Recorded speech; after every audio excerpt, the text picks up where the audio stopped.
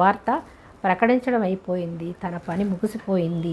30 సంవత్సరాలు తన యవ్వనుడిగా ఈ లోకంలో మనుషుల దయలో దేవుని దయలో వర్ధిల్లుతూ జీవించి 3.5 సంవత్సరాలు ఆయన సువార్తను ప్రకటించి శిష్యులకు ఈ లోకంలో ఏ విధంగా జీవించాలి, ఏ విధంగా ప్రార్థించాలి, ఏ విధంగా జీవిస్తే పరలోక రాజ్యానికి వారసులవుతారు, సమస్తము కూడా శిష్యులకు నేర్పించాడు.